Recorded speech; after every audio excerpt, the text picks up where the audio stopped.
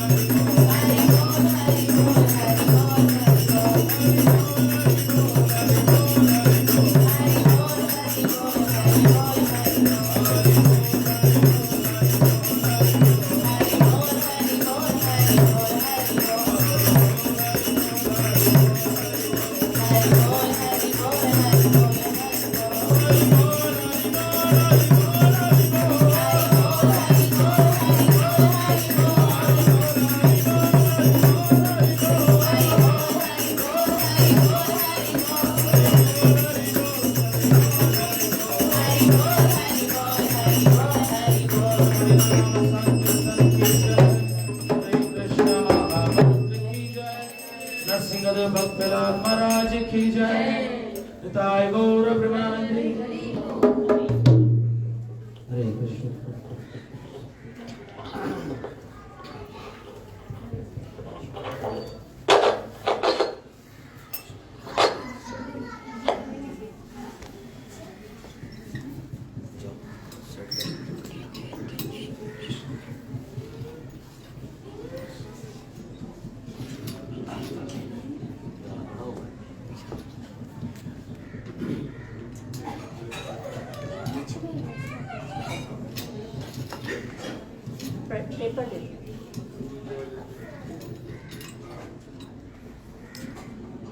Paper दे देता हूँ। नशीमा कवच के पेपर दे दीजिए।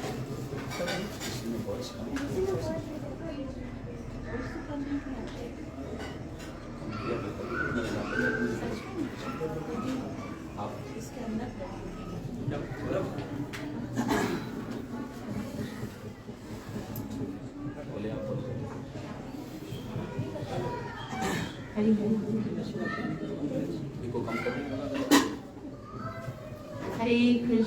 हरे कृष्णा कृष्ण कृष्ण हरे हरे, हरे राम राम राम हरे हरे। हरे कृष्णा कृष्ण कृष्ण हरे हरे, हरे राम राम राम हरे हरे। हरे कृष्णा कृष्ण कृष्ण हरे हरे, हरे राम राम राम हरे हरे। सर्व विघ्न विनाशक श्रीमद् भगवान की जय। सर्व विघ्न विनाशक श्रीमद् भगवान की जय। भक्त वत्सल श्रीमद् भगवान की जय। भक्त श्रोमणी प्रहलाद महाराज जय हो। नरसिम्हा कवच को पढ़ते हुए हम संपूर्ण विश्व के कल्याण के लिए नरसिम्हा भगवान से प्रार्थना करेंगे कि हमारे जीवन में जो भी भक्ति के बीच में रुकावटें हैं, कष्ट हैं, संकट हैं, वो सब नरसिम्हा भगवान अपनी कृपा से, अपनी अनुकंपा से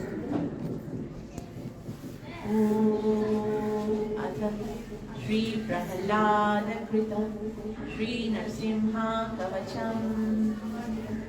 नरसिम्हा कवचम वक्षे प्रहलादेनोदितं पुरा। सर्वरक्षाकरं पुण्यं सर्वोपद्रवनाशनं सर्वसम्पत्करं चैव स्वर्गमोक्षप्रदायकं। ध्यात्वा नरसिंहं देवेशं हेमसिंहासनस्थितं विवृतास्यं त्रिनयनं शरदिन्दुसमप्रभं। लक्ष्म्यालिङ्गितवामाङ्गं विभूतिभिरुपाश्रितं चतुर्भुजं कोमलाङ्गं स्वर्णकुण्डलशोभितं। पुरोजशोभितोरस्कं रत्नकेयूरमुद्रितं तप्तकाञ्चनसङ्काशं पीतनिर्मलवाससं। इन्द्रादिसुरमौलिस्तस्फुरन्माणिक्यदीप्तिभिः विराजितपदद्वन्द्वं शङ्खचक्रादिहेतिभिः। गरुत्मता च विनयात् स्तूयमानं मुदान्वितं सहृत्कमलसंवासं कृत्वा तु कवचं पठेत् नृसिंहो मे शिरः पातु लोकरक्षात्मसम्भव सर्वगोपीसम्भवास कालं मे रक्षतो ध्वनिं नृसिंहो मे गृहं पातु सोमसूर्याग्निलोचनं स्मृतिं मे पातु नरहरि मुनिवर्यस्तुतिप्रिया नासा मे सिंहनासस्तु मुखं लक्ष्मी मुखप्रिया सर्वविद्याधिपः पातु नृसिंहो रसना मम वक्त्रं पात्व इन्दुवदना सदा प्रह्लादवन्दिता नृसिंहा पातु मे कण्ठं स्कन्दौ भूभरणान्तके दिव्यास्त्रशोभितभुजौ नृसिंहा पातु मे भुजौ करौ मे देववरदो नृसिंहा पातु सर्वतः हृदयं योगिसाध्यस्य निवासं पातु मे हरि मध्यं पातु हिरण्याक्ष वक्षकुक्षिविदारण नाभिं मे पातु नरहरि स्वनाभि ब्रह्मसंस्तुतः ब्रह्माण्डकोटयः कट्यां यस्यासौ पातु मे कटिं गुह्यं मे पातु गुह्यानां मन्त्राणां गुह्यरूपदृक् ऊरु मनोभव पातु जानुनी नररूपदृक् जङ्गे पातु धराभार हर्तायो सौनृकेसरी सुरराज्यप्रद पातु पादौ मे नररीश्वरः सहस्रशीर्षा पुरुष पातु मे सर्वशस्तनो महोग्रह पूर्वतः पातु महावीराग्रजोऽग्नितः महाविष्णु दक्षिणे तु महाज्वालस्तु नैऋतो पश्चिमे पातु सर्वेषु दिशि मे सर्वतोमुख नृसिंहा पातु वायव्यां सौम्यां भीषणविग्रह ईशान्यां पातु भद्रो मे सर्वमङ्गलदायक संसारमयदः पातु मृत्योर्मृत्युनिकेसरी इदं नृसिंहा कवचं प्रह्लादमुखमण्डितं भक्तिमान् यः पठेत् नित्यं सर्वपापैः प्रमुच्यते पुत्रवान् धनवान् लोके दीर्घायुरुपजायते यं यं कामयते कामं तं तं प्राप्नोत्य संशयं सर्वत्र जयमाप्नोति सर्वत्र विजयी भवेत् भूम्यन्तरिक्ष दिव्यानां ग्रहाणां विनिवारणं वृश्चिको रगसम्भूत विशापहरणं परं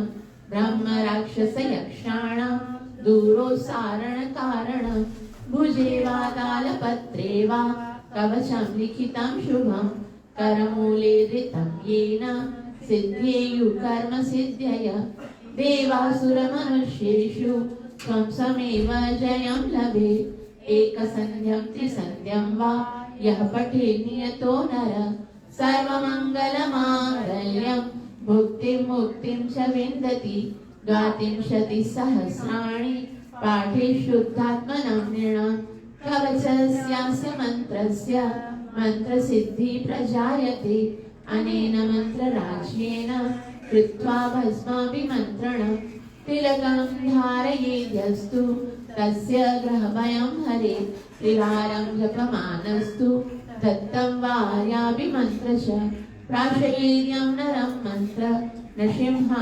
ध्यानमाचरेत् तस्य रोगा प्रणश्यन्ति ये च स्युः कुक्षिसम्भव किमत्र बहुनोक्तेन नृसिंहा सदृशो भवेत् मनसा चिन्तितं यत्तु सतच्चाप्नोत्य संशयं गर्जन्तं गर्जयन्तं निजभुजपटलं स्फोटयन्तं हटन्तं दीप्यन्तं तापयन्तं दिविभुवि गिरिजं क्षेपयन्तं क्षिपन्तं क्रन्दन्तं रोषयन्तं दिशि दिशि सततं संहरन्तं हरन्तं ईक्ष्यन्तं पूर्णयन्तं करनिकरशतैर्देव्यसिंहं नमामि इति श्रीब्रह्माण्डपुराणे प्रह्लादप्रोक्तं श्रीनृसिंहा कवचं सम्पूर्णम्। सर्वविघ्न विनाशक नरसिंहदेव भगवान की जय। सर्वविघ्न विनाशक नरसिंहदेव भगवान की जय। सर्व विघ्न विनाशक नरसिंहदेव भगवान की भक्त वत्सल नरसिंहदेव भगवान की भक्त श्रोमणी प्रहलाद महाराज की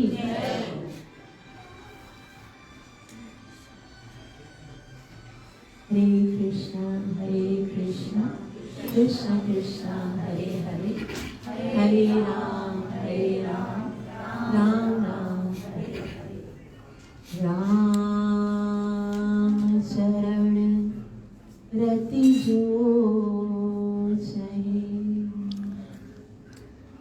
अथवा पद निर्वाण भाव सहित सो यह कथा भरो श्रवण पुटिका राम नाम की ओषधि जो कोई दिल से खाए तो कोई अंग पीरा नहीं महारोग मिट जाए जय राधा माधव जय कुंज बिहारी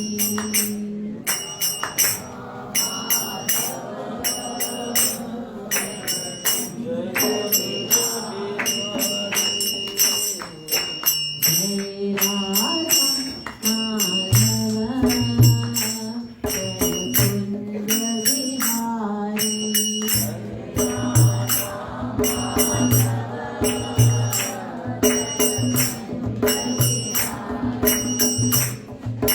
जय गोपी मन वल्लभ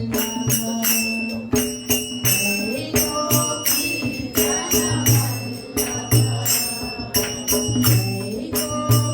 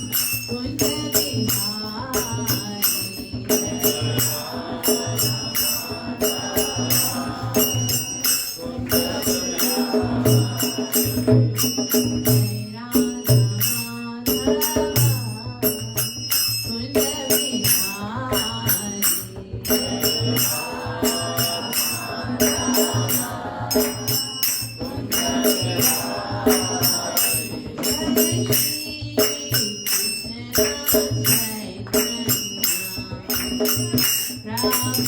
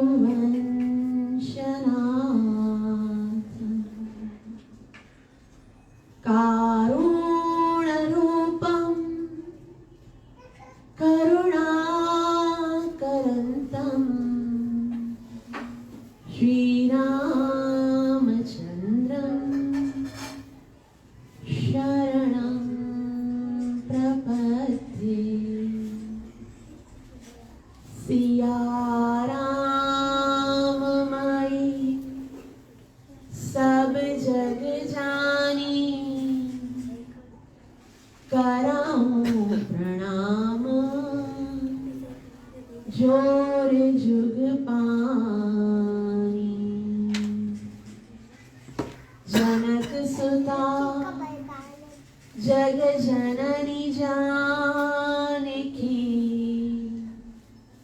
अतिशय प्रिय करुणा निधान की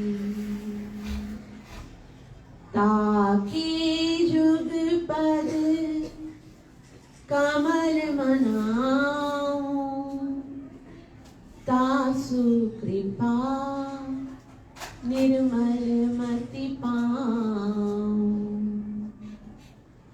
मनोजवं मारुततुल्य वेगं जितेन्द्रियं बुद्धिमतां वरिष्ठं वातात्मजं वानरयूथमुख्यं श्रीरामदूतं शरणं प्रपद्ये बुद्धिहीन तनु जानके सुमिरो पवन कुमार बल बुद्धि विद्या देहु मोहे हरौ कलेश विकार श्री गुरु चरण सरोज रज निज मन मुकुर सुधार वरणौ रघुवर विमल जसु जो नायक फल श्यावर रामचंद्र की जय राधावर कृष्ण लाल की जय उमापति महादेव की जय पवन सुत हनुमान की जय ग्रंथ राज श्रीमद् भागवतम महापुराण की जय ग्रंथ राज श्रीमद् रामायण की जय सतगुरुदेव महाराज की जय नित्य लीला परमेश्वर शरणागत भक्ति राम स्वामी प्रभुपाद की जय। परम सौभाग्य है कि हम सब श्री रामचंद्र के उज्जवल चरित्र की मर्यादा पुरुषोत्तम की कथा को श्रवण करने के लिए यहाँ पर एकत्रित हुए हैं। पिछले सप्ताह हमने पढ़ा कि कैसे श्री राम अपने माता पिता की आज्ञा का पालन करने के लिए सारा राज्य, सब धन दौलत, देश सब वहीं छोड़कर वनवासी का वस्त्र धारण करके वन की ओर जा रहे हैं। महाराजा दशरथ सोच रहे हैं राम चले जाएंगे तो क्या जीवन संभव होगा? राम कोई व्यक्ति नहीं, वो तो अयोध्या के प्राण हैं और पूरी अयोध्या राम के बिना तो प्राणहीन हो जाएगी। महाराजा दशरथ ने सुमित्र जी को कहा, सुमित्र जी जो कि उनके मंत्री थे, उनसे कहा कि राम मेरा बेटा है, उसको हम कितना भी मनाएंगे वो नहीं मानेगा, इसलिए तुम एक काम करो, तुम राम के साथ मेरा रथ लेकर जाओ और 2-5 दिन तक वन घुमा के उसे वापस लेके आना। जब तक तुम वापस नहीं आओगे तब तक मैं अपने प्राणों को संभाल के रखूंगा। मुझे विश्वास है सुमित्र तुम अवश्य लेके आ जाओगे। और आज सीता, राम और लक्ष्मण वन की ओर जा रहे हैं, परंतु वो अकेले कैसे जा सकते हैं? वो प्राण है अयोध्या के, इसलिए आज पूरी अयोध्या राम के पास आई और कहा हम नहीं जाने देंगे आपको। राम ने सबको बहुत समझाया कि 14 वर्ष तो यूं पल भर में खत्म हो जाएंगे, मैं वापस आ जाऊंगा। लेकिन सारी प्रजा कहने लगी नहीं प्रभु, यदि आप वन जाएंगे तो हम भी आपके साथ चलेंगे। सारे अयोध्यावासी भगवान राम के साथ निकल पड़े। धीरे धीरे ये बहुत बड़ा जुलूस अयोध्या से जा रहा था। कितना समर्पण है श्री राम का और कितना प्रेम कर रहे हैं सब श्री राम से। चलते चलते सब राम लक्ष्मण सीता आगे हैं, सुमित्रा जी रथ चला रहे हैं और पूरी अयोध्या उनके साथ साथ पीछे पीछे चल रही है। और मन में बस एक ही विचार है कि जहाँ राम है वहीं आनंद है, जहाँ राम है वहीं मंगल है। ये अयोध्या अयोध्या नहीं, ये वन बन जाएगा जब राम चले जाएंगे, और वो वन तो अयोध्या से भी सुंदर हो जाएगा। इसलिए हमको यहाँ अयोध्या में नहीं बल्कि श्री राम के साथ वन में जाना चाहिए। ऐसा विचार करते हुए सारे अयोध्या वासी बड़े ही आनंद के साथ श्री राम के पीछे पीछे चलते हुए गा रहे हैं। राम सिया राम जय जय राम, राम सिया राम जय जय राम, राम सिया राम जय जय राम, राम सिया राम जय जय राम। मंगल भवन अमंगल हारी, प्रभु होस दशरथ अजिर बिहारी, राम सिया राम जय जय राम, राम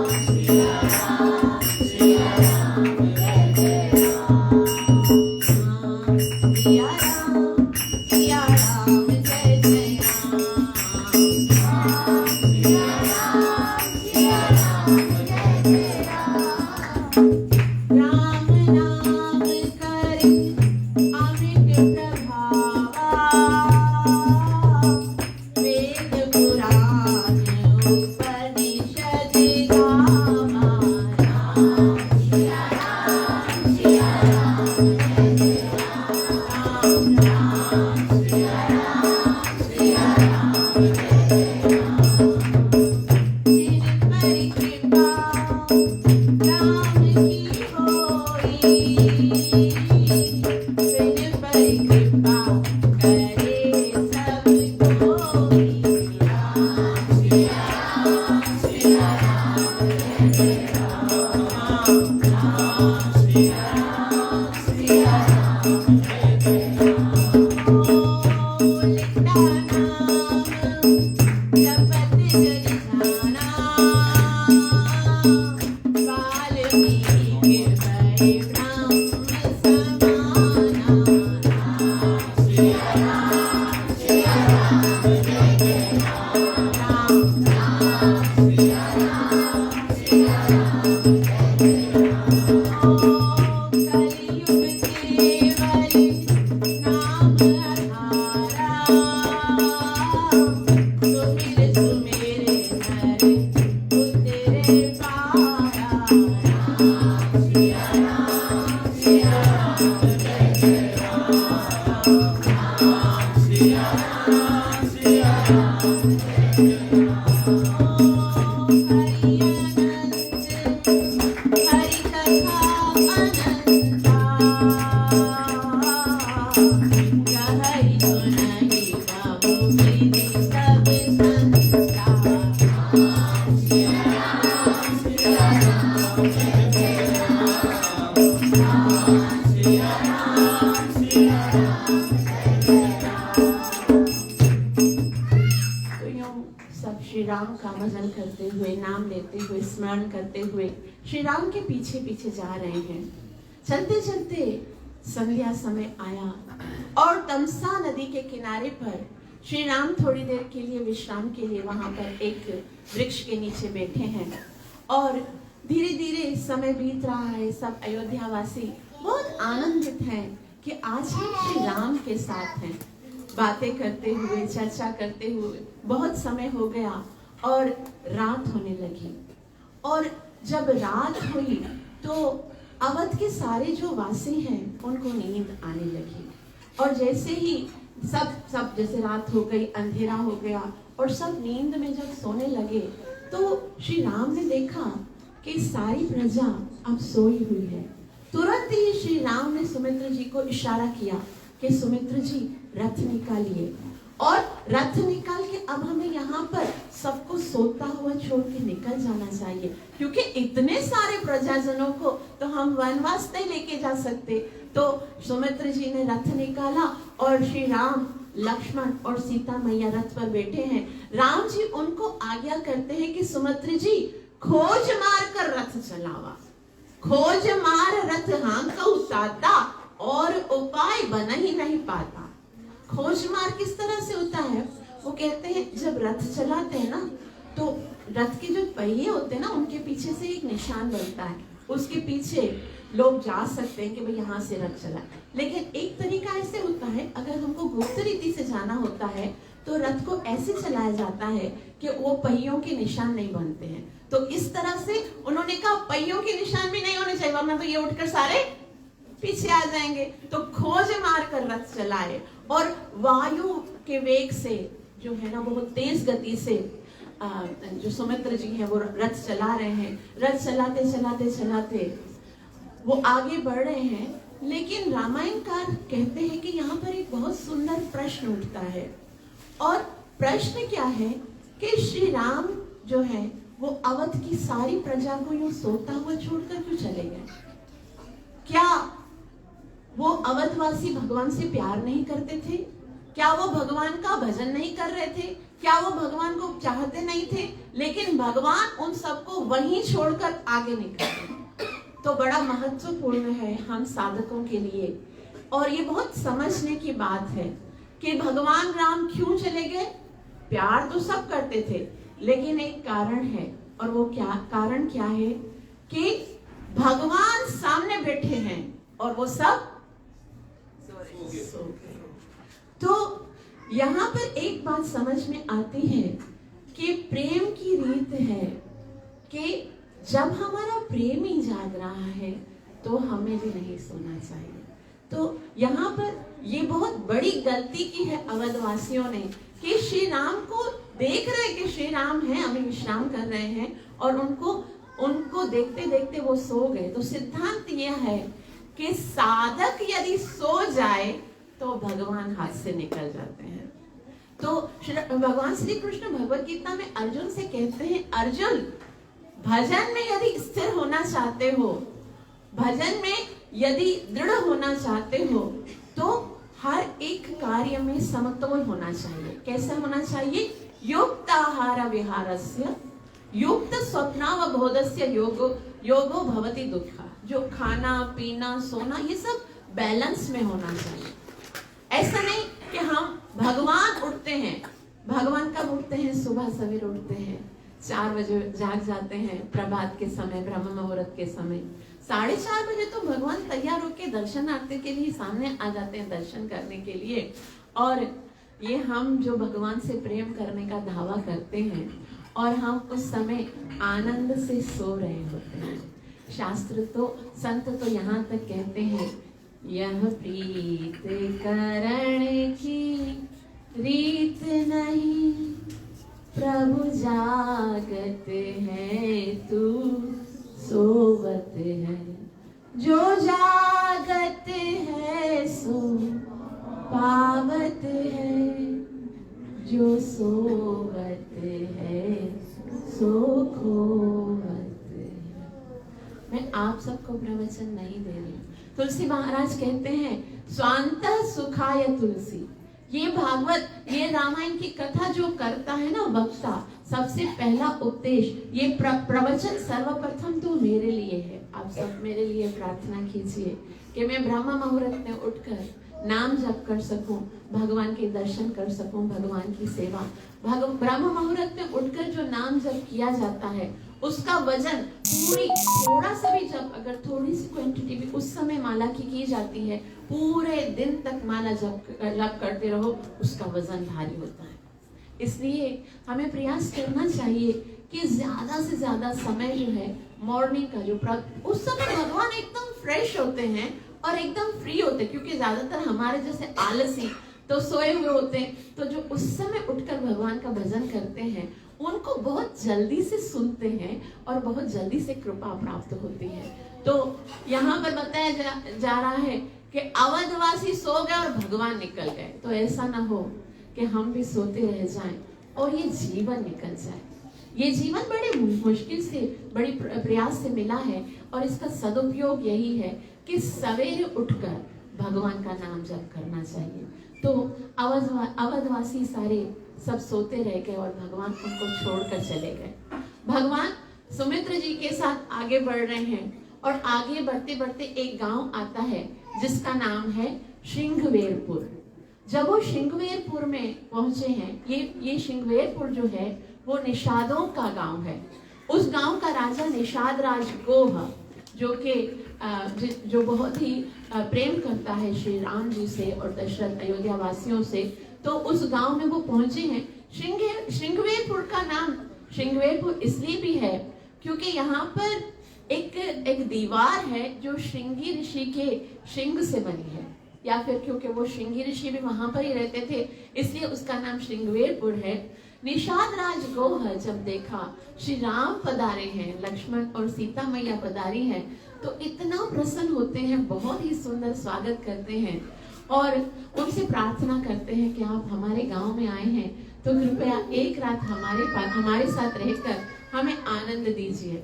तो श्री राम बहुत ही प्रेम से उनके साथ मिलते हैं। यहाँ पर श्री राम एक सिद्धांत सिखाते हैं कि चाहे हम कितने ही बड़े हो जाएं, कितनी ही बड़ी पोस्ट पे चले जाएं, लेकिन छोटे लोगों के साथ भी हमको प्रेम का ही व्यवहार करना चाहिए। आजकल क्या होता है कि लोगों के पास थोड़ा सा धन आ जाता है, थोड़ा सा बड़ा पोस्ट मिल जाता है और वो छोटे लोगों के साथ को मनुष्य नहीं लगते, उनको लगता है कि ये तो बस ऐसे कीड़े मकोड़े।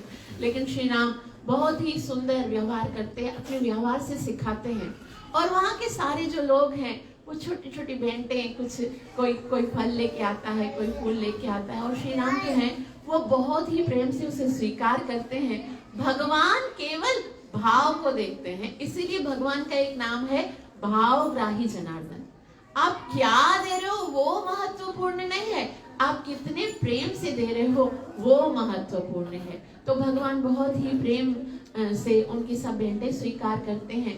रात होती है, श्री राम जो है वो श्री राम के लिए लक्ष्मण बहुत ही सुंदर बिछोना बिछाते हैं, पत्ते बिछाते हैं। अब जाहिर सी बात है वो महल तो यहाँ पर नहीं है, लेकिन जंगल में भी अपने ओन से जितना वो प्रयास कर सकते हैं वो प्रयास करते हैं। बहुत सुंदर उनको विश्राम कराते हैं और जब श्री राम सो जाते हैं तब निषाद राज और लक्ष्मण की चर्चा होती है, क्योंकि श्री राम से तो वो नहीं पूछ सके कि आप इस वेश में यहाँ पर किस लिए आए हो।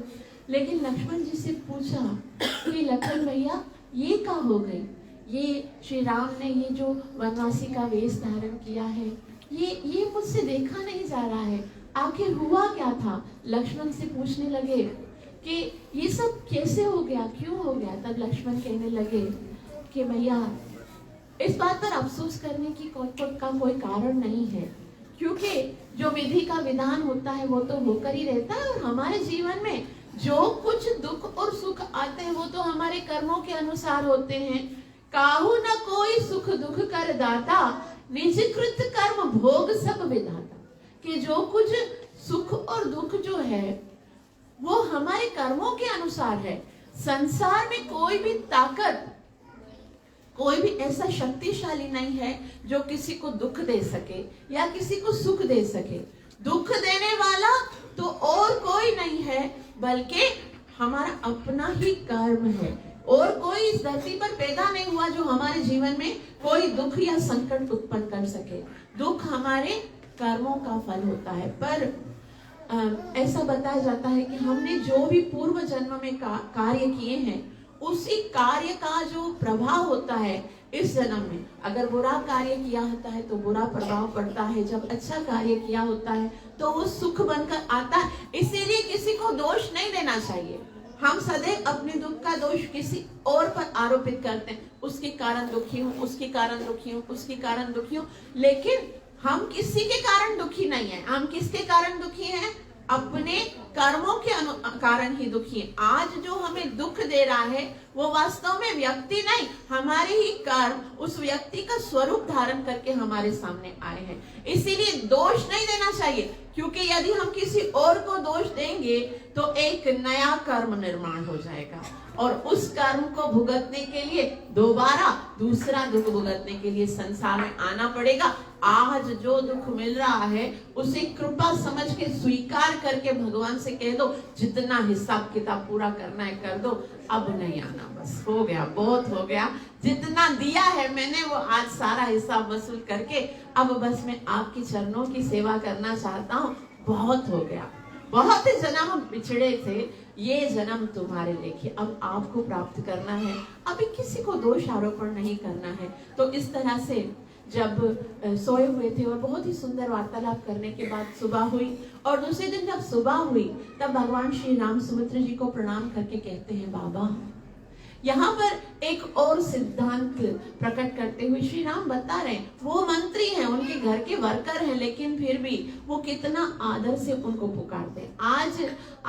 आज की जो युवा पीढ़ी है उनको पुकारना तक नहीं आता, अपने से बड़ों के साथ किस तरह से बात करना है, किसी के कोई उम्र का कोई लिहाज नहीं करता, बड़े बूढ़ों का भी अनादर किया जाता है, उनको नाम से पुकारा जाता है। लेकिन धन्य है श्री राम, और वो बताते हैं कि जो भी बड़ा होता है उसको नाम से नहीं बल्कि किसी आदर से पुकारना चाहिए और सम्मान से पुकारना चाहिए। और वो कहते हैं, बाबा अब आप कब तक हमारे साथ आएंगे, अब आप वापस चले जाइए, हमें तो 14 वर्ष तक वन में विहार करना है, तो आप चाहिए और वहां पर पिताश्री को आपकी आवश्यकता है, आप उनके मित्र हैं, आप उन्हें संभालिए। तब सुमित्रा जी हाथ जोड़कर कहने लगे, नहीं राघव, मुझे तो महाराज ने ये आज्ञा दी है कि मैं आपको वापस लेके जाऊं, मैं आपको यदि वापस नहीं लेके गया तो मैं उनको क्या बताऊंगा, आपको लिए बिना मैं वापस नहीं जाऊंगा। तब श्री राम उन्हें बहुत ही प्रेम से समझाते हैं, कहते हैं, आप विचार तो कीजिए बाबा, आप विचार तो कीजिए कि हमारा जन्म किस रघुकुल में हुआ है, एक बार रघुकुल की परंपरा पर दृष्टि तो डालिए। शिभी दधीचि हरिश्चंद्र नरेशा, सेव धर्म हित कोटि कलेशा। अब देखिए हमारे रघुकुल में शिवी महाराज ने एक कबूतर के प्राण बचाने के लिए अपने शरीर के सारे मांस को काट के दे दिया। दधीचि ऋषि ने देवताओं का कार्य सिद्ध करने के लिए अपने शरीर को खत्म करके हड्डियां तक दे दी। महाराजा हरिश्चंद्र ने इतना प्रताप दिखाया, ये सब ने धर्म की रक्षा करने के लिए इतना सब कष्ट सहा, और आप मुझे कह रहे हो कि 14 साल वनवास ना जाकर वापस से महल में चला जाओ। हमारे कुल में हमारे बाप दादाओं ने, हमारे जो बड़े पूर्वज हैं, उन्होंने अपने सत्य वचन का पालन करने के लिए कितने कितने कष्ट सहे हैं। आज मेरी बारी आई है तो मैं कैसे पीछे हट जाऊं, और अगर आज मैं पीछे हटकर पुनः अयोध्या में चला जाऊंगा तो मैं अपने रघुकुल पर एक बहुत बड़ा कलंक छोड़ जाऊंगा। इसलिए भगवान राम ने अपने बड़े ही शील स्वभाव से सुमित्रा जी को मना किया कि आप आगे चले जाइए, आप हमारे साथ वापस नहीं आइए। तो सुमित्रा जी उनकी बात को सुनकर बहुत ही दुखी हृदय से पुनः वहां से लौट गए। अब श्री राम को आगे जाना है, और आगे जाने के लिए निषाद राज ने कहा कि राघव, अब यहाँ से तो गंगा नदी पार करनी है, तो चलो गंगा नदी पार करने के लिए मैं तोहार को नैया में बिठा देता हूँ। तो बोला, हाँ ठीक है, नैया में तो बैठना ही है। तो नैया में बैठने के लिए वो एक खेवट को बुलाते हैं और कहते हैं, अरे ओ खेवटिया। वो दूर से एक खेवटिया, पूरी जो गंगा नदी है ना वहां पर एक ही खेवट है। तो यहाँ पर एक प्रश्न तो उठता है कि इतनी बड़ी गंगा नदी का तट है तो एक ही खेवट को क्यों है, बहुत सारे होने चाहिए ना, लेकिन वहां पर एक ही है, क्योंकि ये खेवट कोई साधारण नहीं है, ये खेवट तो क्षीर सागर में रहने वाला एक कछुआ है। शास्त्र में बताया जाता है कि क्षीर सागर में जब भगवान नारायण शेषनाग की शैया में सोए हुए हैं, लक्ष्मी महारानी उनके चरण दबा रही थी, तो एक कछुआ जो वो बार बार उनकी इच्छा हो रही थी कि मैं जाकर भगवान के चरणों को स्पर्श करूं, तो वो क्या करते हैं, कछुआ बार बार धीरे धीरे आता है और भगवान का पैर जो यहाँ पर शेषनाग के छैया से थोड़ा सा नीचे है उसको स्पर्श करने की चेष्टा करते हैं। और जैसे ही लक्ष्मी महारानी उसको देखती हैं तो लक्ष्मी महारानी ऐसे करके उसको हटा देती हैं। फिर वो थोड़ा घूम फिर के वापस से आता है, वापस से ना उसको स्पर्श करने की कोशिश करता है चरण को। लक्ष्मी महारानी वापस से ऐसे करके उसको हटा देती है। तो 2-3 दफा ऐसे आए तो उन्होंने सोचा लक्ष्मी महारानी आंखें बंद करके जब भी आनंद से आंखें बंद करेंगी ना तब मैं जाऊंगा। तो वैसे लक्ष्मी महारानी ऐसे ही चरण दबाते दबाते नेत्र बंद किए तो वो धीरे धीरे धीरे आता है। और जब देखा लक्ष्मण जी वहां पर शेषनाग जी ऊपर से, उन्होंने देखा कि मैया की आंखें बंद है, ये कछुआ किधर आ रहा है। तो उन्होंने जोर से, अभी लक्ष्मण है तो उसने ऐसे किया तो उसके फूंकार मार के वो उधर चला गया।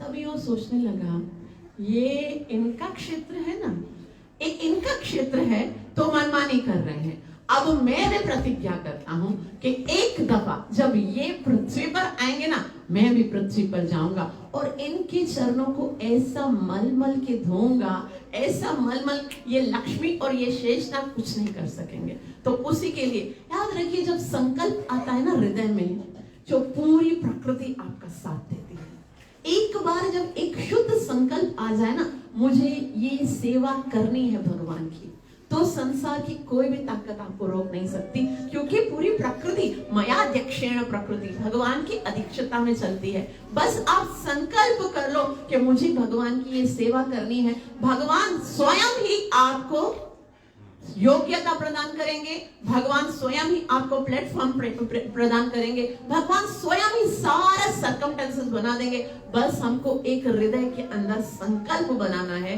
कि मुझे भगवान की ये सेवा करनी है। तो इस तरह से जब उसके मन में ये संकल्प आया तो आज वही क्षीर सागर का कछुआ क्या बनकर आया है, खेवट बन के आया है। और उसे पता था कि श्री राम को जब वनवास मिलेगा तो गंगा पार करने के लिए तो इसे यहाँ से ही जाना पड़ेगा। और पता चल गया कि आज वो दिन आ गया है जब श्री राम को नैया में बैठना है। और उस समय वो रात भर जब वो निषाद राज के पास रुके थे ना श्रृंगारपुर में, तब वो रात भर चिंतित था, सोच रहा था कि क्या करना चाहिए। इतने सारे नाव हैं, इतने सारे खेवट हैं, मेरी तो नाव भी पुरानी है, मेरी नाव में क्यों बैठेंगे। तो ऐसे सोच रहे थे तो उसकी पत्नी ने कहा, क्या हुआ, क्यों नींद नहीं आ रही आपको। तो उसने कहा नहीं, नींद कैसे आएगी, क्योंकि जिस घड़ी के लिए मैंने ये जन्म लिया है, जितना इतना सब मैंने परिश्रम किया है, वो घड़ी आ गई है। लेकिन मुझे भय लगता है कि कल श्री राम पता नहीं मेरी नैया में बैठेंगे या नहीं बैठेंगे, तो इसके कारण मुझे नींद ही नहीं आ रही है, बहुत डर लग रहा है। तो उसकी पत्नी ने कहा, अरे तो इसमें डरने की क्या बात है, तो मैं तुम्हें एक उपाय बताती हूँ। बोला क्या, बोला एक बार याद है ये हमारे जो गांव का राजा है वो रास्ता भटक गया था और उस समय उसके पास कुछ भी नहीं था, तुमने उसे गंगा पार कराया था। तब उसने कहा मेरे पास अभी तो कोई धन नहीं है, कभी लेकिन तुमको जरूरत पड़ेगी तो जो भी मुझे मांगना होगा तो तुम मांग जाना। आज जाओ उसके पास और उससे जाकर ये बोलो कि आज उस गंगा नदी के तट पर तुम्हारे अतिरिक्त और कोई भी खेवट नहीं होना चाहिए। तो जाकर, उस समय रात हो रही थी, रात के 12 बज रहे थे, वो गया और गांव के राजा को जोर जोर से ठक ठक करके दरवाजा खोलने लगा। बोला, जब राजा ने बोला इतनी रात में क्यों आए हो, बोला राजा आपने कहा था ना कि जब आपकी इच्छा होगी मुझसे कुछ मांगना, आज मुझे आपसे कुछ मांगना है। बोला सुबह को आना। नहीं, बोला नहीं सुबह को नहीं आऊंगा, अभी आया हूँ, जल्दी से दे दीजिए, बहुत अर्जेंट काम है। बोला क्या, बोला आप एक अनाउंसमेंट कर लीजिए कि कल जो पूरा दिन है उसमें कोई भी खेवट अपनी नैया लेकर गंगा तट पर नहीं है। बोला क्यों, बोला वो आप नहीं समझोगे, आप बस इतना बता दीजिए कि अगर कोई भी नाव वाला वहां पर आया तो टॉर्चिंग करने वाले आएंगे, उसकी नाव लेके चले जाएंगे, इसलिए सबको ये अनाउंसमेंट कर दोगे, कोई भी नाव वाला वहां पर नहीं आएगा। और वो आराम से, राजा ने तो उसी टाइम पर अनाउंसमेंट कर दिया कि आज गंगा तट पे कोई नाव वाला नहीं आएगा। उसका तो काम सही हो गया। और उसने क्या किया, नाव के ऊपर ऐसे लेट कर बैठ गया। जैसे कभी कभी है ना, हमको जाना होता है, ऑटो वाले कैसे अपने ऑटो में सो गए होते हैं और वो ऐसा टशन से कि भाई और तो कोई है ही नहीं, तो जाहिर सी बात है मुझे ही बुलाएंगे। तो जोर जोर से बुलाने लगे, अरे ओ खेवटिया देख तो सही, तुम्हारी नाव में बैठने वास्ते कौन कौन आया है? अयोध्या के राजा राम, भैया लक्ष्मण, मैया सीता। तभी खेवट ने कहा, मुझे नहीं बिठाना। बोला क्यों? तो सही बोला ना, मुझे नहीं बिठाना इनको।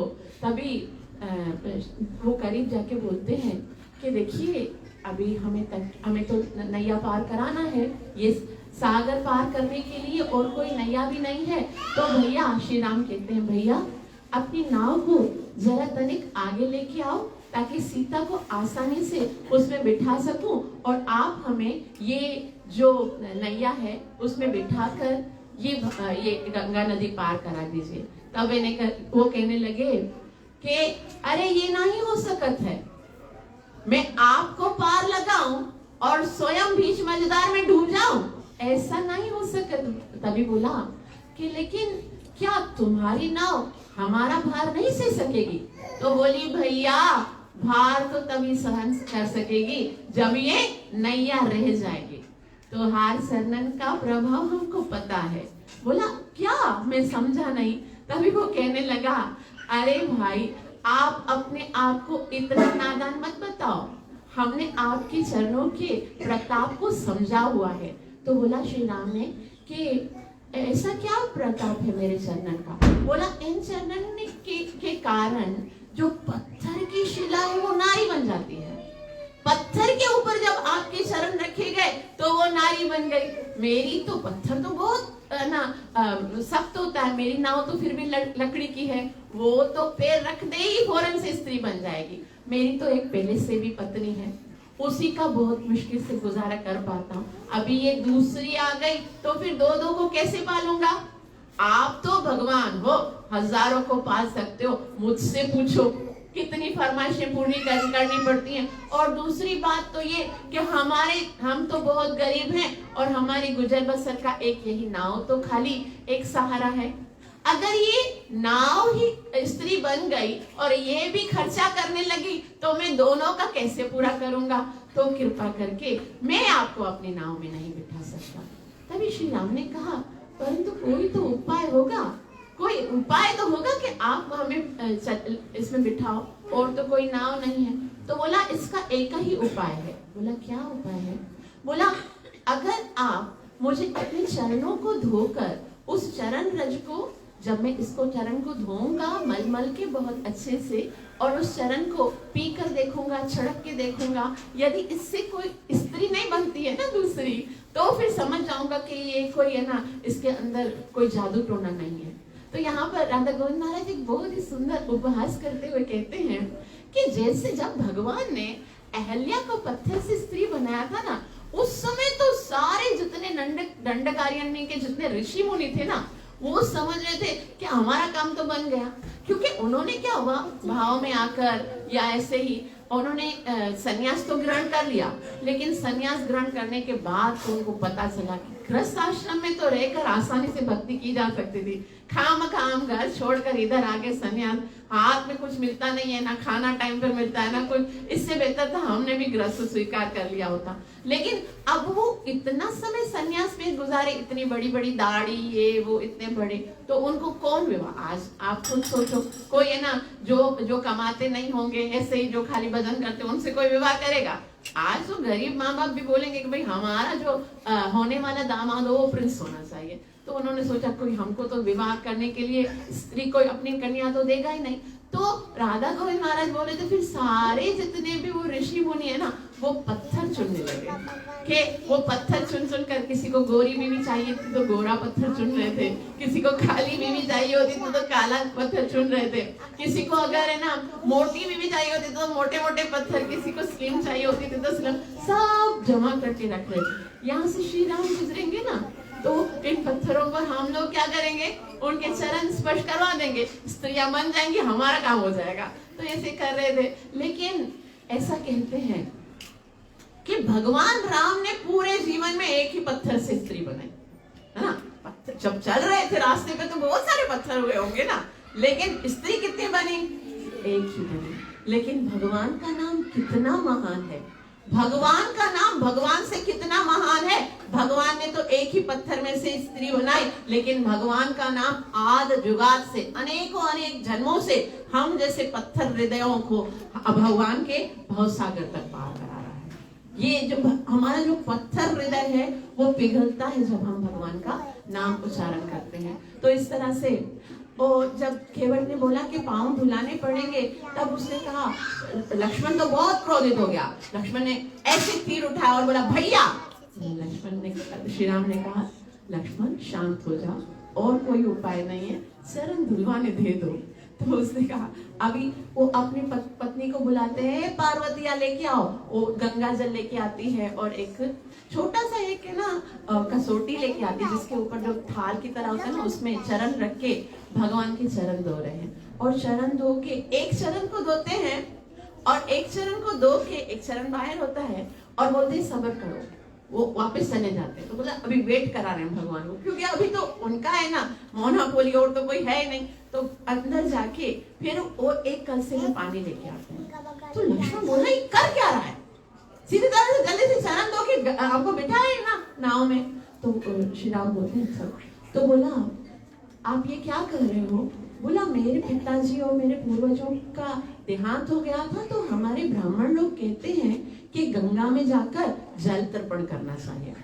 तो गंगा के अंदर जो हम जल तर्पण करते हैं ना, वो जो है वो उन पूर्वजों को मिलता है भगवान के पास, क्योंकि गंगा जल कहाँ से आया है, भगवान के चरणों से आया है। तो गंगा में जब तर्पण करते हैं तो वो जल भगवान के चरणों तक पहुंचता है। तो मैंने सोचा अब स्वयं भगवान आए हैं तो गंगा में तर्पण करने की क्या आवश्यकता है, वो जल भगवान के चरणों में ही दे देता हूँ। तो इस तरह से केवट भगवान को बिठाने से पहले ही अपने सारे पूर्वजों का उद्धार करा देते हैं। बोल श्री कृष्ण को नहीं। तो इस तरह से जब वो चरण धो रहे हैं, धो के एक चरण धो लिया, फिर बोला यहाँ पे रखो। अपन फर्श में रखोगे तो क्या होगा, वापिस से मिट्टी में जल जाएगा। तो बोला यहाँ पे रखो। तो यहाँ पे रखते तो भगवान जो है वो अनबैलेंस हो रहे हैं कि भाई एक पैर यहाँ पे रखेंगे। तो बोला यहाँ पे पकड़ो ना। तो जैसे छोटे बच्चे को माँ जब कपड़े पहनाती है तो कैसे एक हाथ यहाँ पे पकड़ते, तो यहाँ पे पकड़ा। फिर दूसरा चरण रखा, दूसरे चरण को धुलाया। बोला आप क्या करो। बोला इधर बैठ जाओ, जल्दी से बैठ जाओ। तभी लक्ष्मण ने कहा ये क्या, पैर धोने की बात हुई थी, कंधे में बिठाने की बात नहीं हुई थी। बोला ठीक है नहीं बैठो कंधे पर, चलो चल के आ जाओ। चल के आ जाओगे तो क्या होगा, वापस से पैर में मिट्टी लग जाएगी, वापस से धोना पड़ेगा। श्री राम ने कहा देखो लक्ष्मण, अगर वापस से धोना शुरू किया तो 2-2.5 घंटे तो और भी धोएगा, इसलिए जो बोलता है इसको करने दो। तो इस तरह से यहाँ पर श्री राम को जो है वो अपने कंधे पर बिठाते हैं और पहले तो क्या करते हैं, वो सारा जल स्वयं पीते हैं, अपनी पत्नी को पिलाते हैं, छिड़कते हैं और बोलते हैं हाँ आपके चरणों की जो है ना धूल उतर गई, उसके अंदर अभी कोई ना मैजिक नहीं है, तो अब चलो आप हमारी नैया पे बैठो।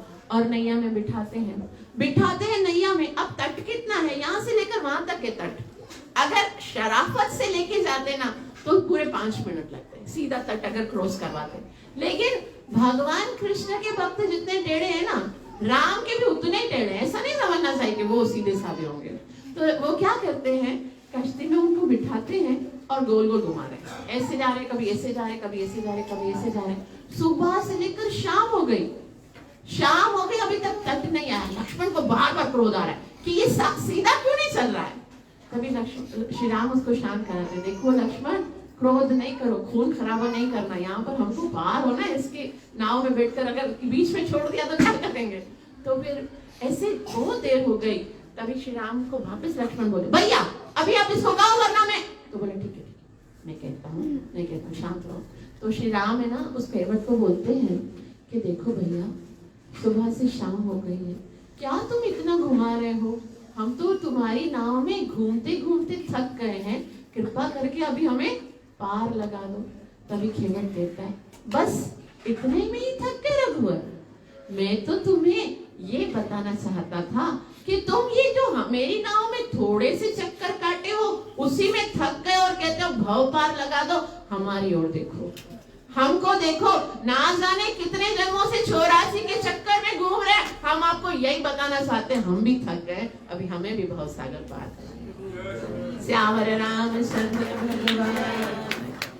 तो इस तरह तरह से जब धीरे धीरे धीरे नाव चलती है और बहुत ही आनंदित होता है खेवट।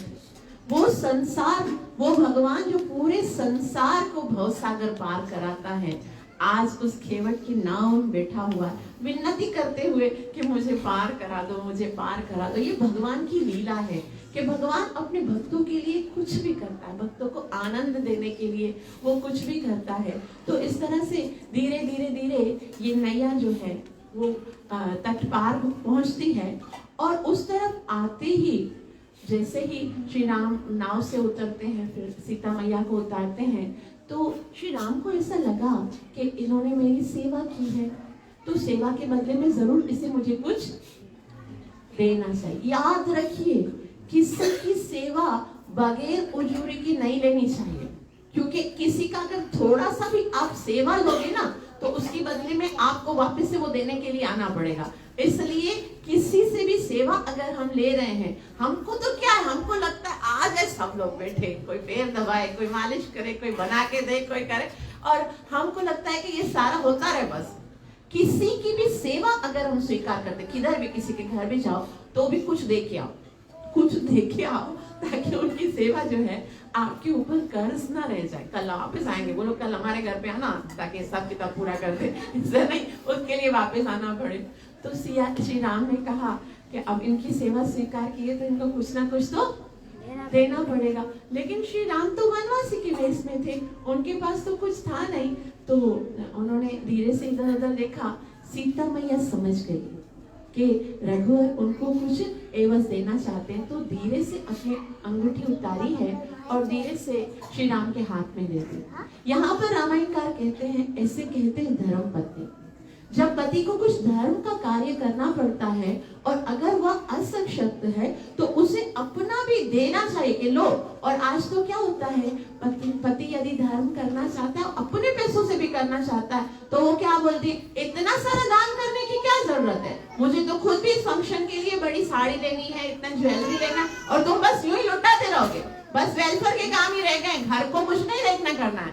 तो इस तरह से है ना, वो करने नहीं देती दान। लेकिन पत्नी का कर्तव्य है कि पति जब धर्म करे तो उसमें पूरा पूरा सहयोग देना चाहिए, संभाल के रखते हैं ना, वो भी देना चाहिए। बल्कि कोई भी अच्छा तिथि आता है, अमावस्या है या फिर उत्तरायण है, या कुछ पति को बताना चाहिए कि ये दान देने। वो बोलते अभी मेरे पास नहीं, मेरे पास है, अभी ये कर लीजिए, बाद में जब आपके पास होंगे तो दे दीजिए।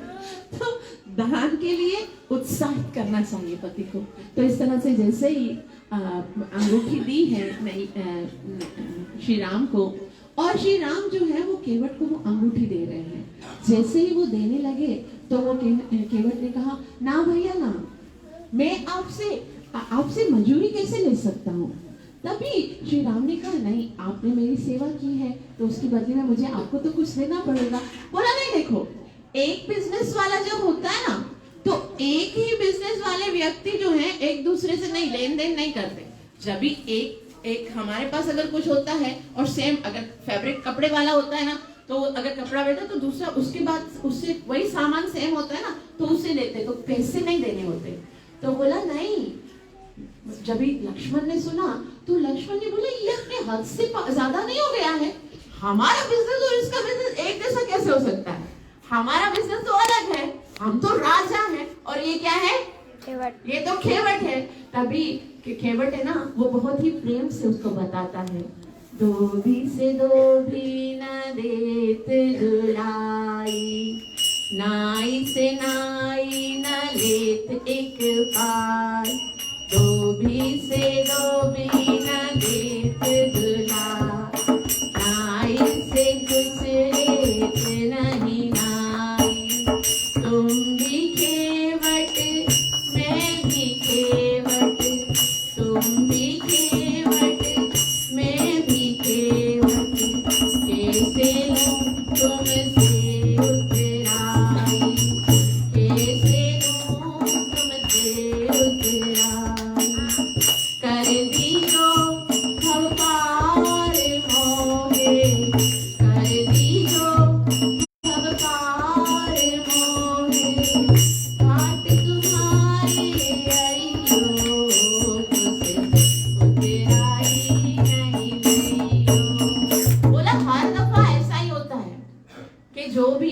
नाई होता है ना, अगर नाई के दुकान पे जाएगा तो बोला आज मेरी हजामत कर लो, कल तुम्हारी करूंगा। धोबी के कपड़े देता है तो मैं मेरा भी कार्य है पार कराना, तुम्हारा भी कार्य है पार कराना। फर्क सिर्फ इतना है कि मैं इस गंगा से पार कराता हूँ और तुम भव सागर से पार कराते हो।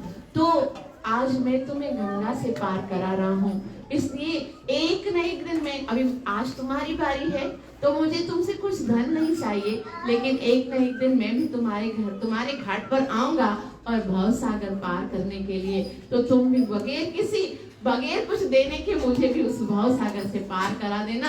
और इस तरह से बहुत ही सुंदर सिद्धांत यहाँ पर श्री राम और केवट का संवाद होता है। और श्री राम जो है वो उसको बहुत सारा प्रेम और आशीर्वाद देकर वहां से चले जाते हैं आगे की ओर। और इस तरह से बहुत श्री राम जो है वो उसको आशीर्वाद देके आगे जाते हैं। आगे की कथा हम नेक्स्ट वीक पढ़ेंगे। आप सबका बहुत बहुत आभार जो इतना प्रेम से श्रवण किया है। कृपया मुझे आशीर्वाद दीजिए कि मैं अपनी सेवा और साधना को अच्छे से कर सकूं और हरि नाम में रुचि ले सकूं। हरे कृष्णा कृष्णा कृष्णा हरे हरे, हरे राम राम राम हरे हरे, हरे कृष्णा कृष्णा कृष्णा हरे हरे, हरे राम राम राम हरे हरे, हरे कृष्णा कृष्णा कृष्णा हरे हरे, हरे राम राम हरे हरे। सर्व विघ्न विनाशक श्रीमद् भगवान की जय। सर्व विघ्न विनाशक श्रीमद् भगवान की जय। भक्त श्रोमणी प्रहलाद महाराज की जय। सीताराम लक्ष्मण हनुमान की जय। गौरव प्रेमानंदे निताई, गौरव प्रेमानंदे निताई, निताई निताई गौरव प्रेमानंदे।